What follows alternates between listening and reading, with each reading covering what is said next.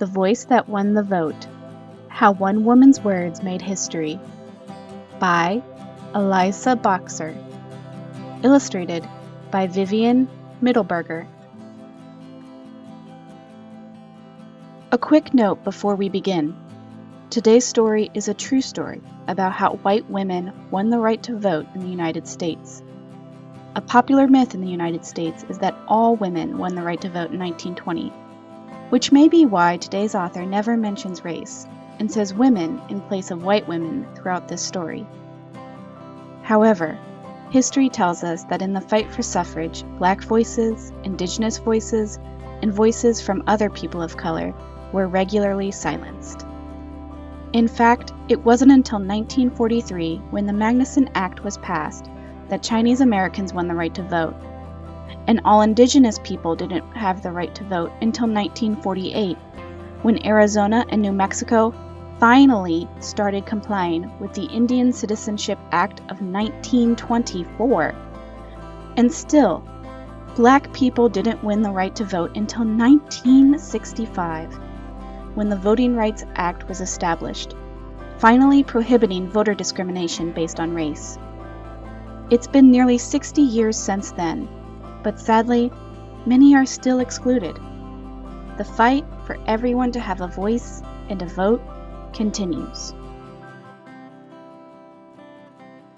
A vote is a voice.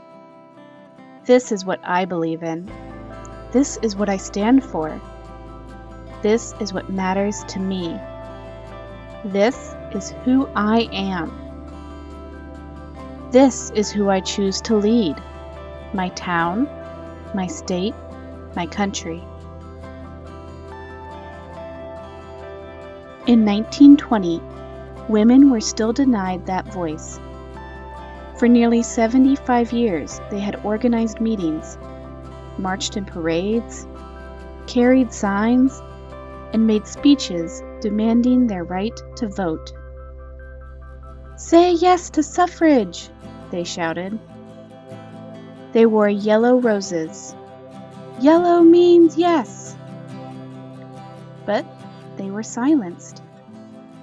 Other voices drowned them out. Troublemakers. Uncivilized. Female voters will surely cause chaos. Women with a voice in politics? Nonsense. The only vote a woman needs is the vote to choose a husband.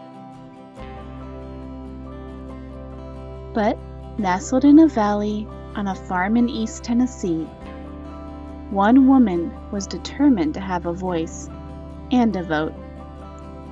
Feb Byrne was known around town as smart and strong-willed. At a time when most women didn't go to college, Feb did.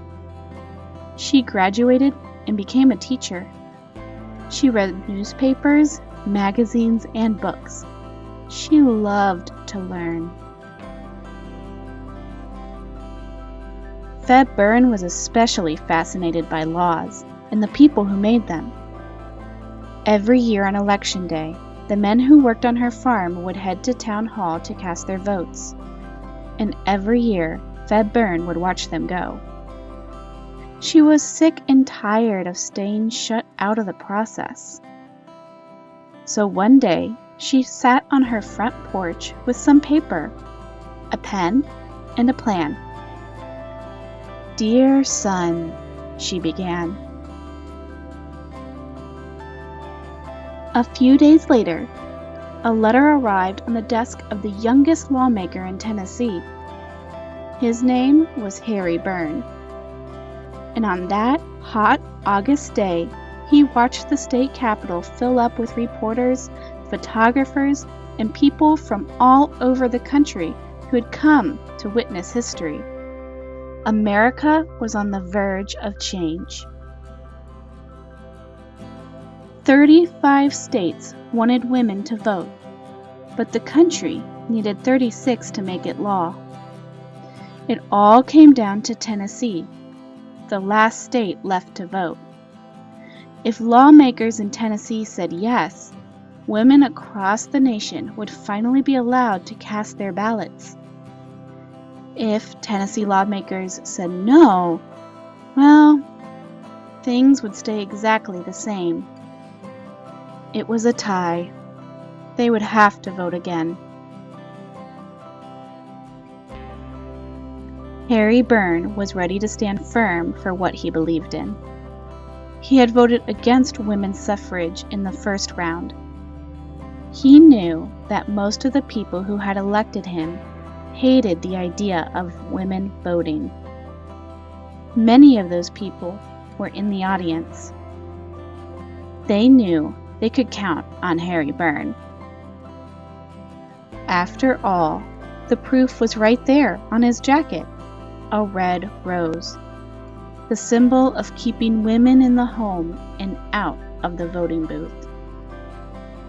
The state capitol was filled with more red roses than yellow roses that day, and everyone knew what that meant. Someone would break the tie with a no. It was time to vote again.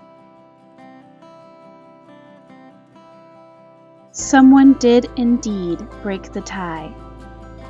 Harry Byrne. "Yes," he said. "What?" The officials in charge asked the young lawmaker to repeat himself. Obviously, he'd made a mistake. Clearly, he'd gotten confused. But there was no mistake. He was not confused. Harry Byrne wanted women to vote. No one could believe it. Many of the women who had organized meetings, marched in parades, carried signs, and made speeches were in the audience wearing their yellow roses. They gasped and cried and hugged each other. But why did Harry Byrne change his vote? "I know that a mother's advice is always safest for a boy to follow," he explained. And then, from his jacket pocket behind that red rose, Harry Byrne pulled out a note from his mother, the one Feb Byrne had written on her front porch. The people who had elected Harry Byrne were shocked and furious. A grown man listening to his mother? "We'll show him," they thought. "We will not vote for Harry Byrne in the next election." "Byrne ruined in politics," declared the headlines. Harry Byrne understood. He knew that by giving women the right to vote, he was giving up his seat in the Tennessee House of Representatives. The people in his district just weren't ready for a leader who wanted women to vote. He told newspaper reporters, "I am happy simply because I followed my conscience. It kept telling me women are people." And voting, he knew, should be the right of all people. He thought again of his mother. "So I made the choice," he said, explaining that standing up for what he believed in was more important than winning the next election. It took courage, and courage has a way of making things right. Election day came. When the campaigns were over and the votes were counted, the new state representative was announced. Harry Byrne! He kept his seat in the Tennessee legislature, kept standing up for equal rights. And no one was prouder than the woman who, without speaking a word, gave all women a voice. If you would like to know more about this story, or the timeline for women's suffrage in the United States, pause to read this page.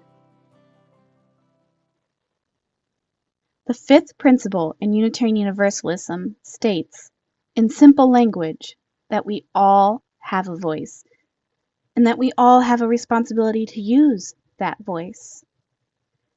I wonder, where do you make your voice heard?